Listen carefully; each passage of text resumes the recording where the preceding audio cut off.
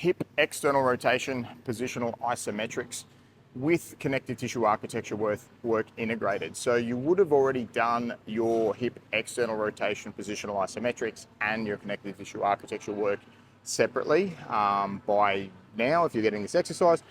Now we're going to integrate them together. So positional isometrics, you know what that is. The connective tissue architecture is that longer duration, that 2-minute isometric hold, usually using a band. We're now, like I said, going to integrate them together. So we're going to get into this side lying position.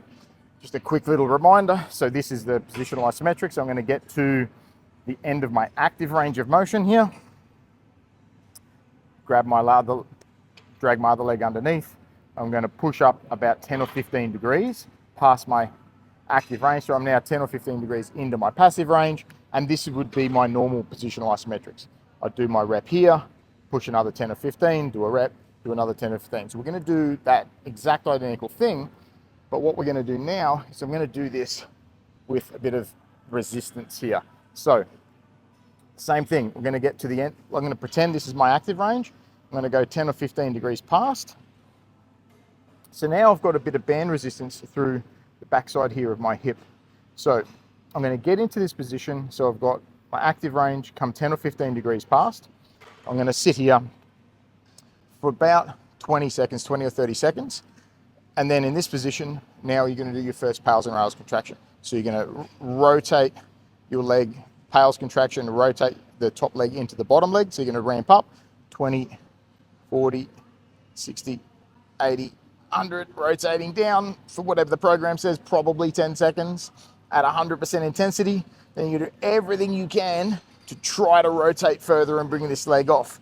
Now, where you couldn't do this before, you may actually be able to get a little bit because you've got the band now, and that's okay if you can, it's okay if you can't. Either way, all good.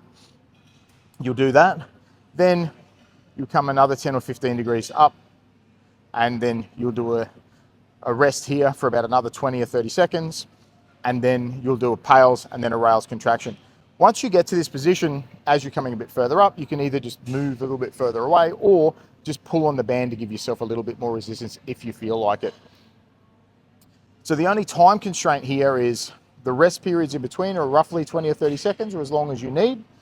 You'll do your pales and then rails contractions, and then you'll move to the next spot, hang out for another 20 or 30 seconds. So this is a rest period.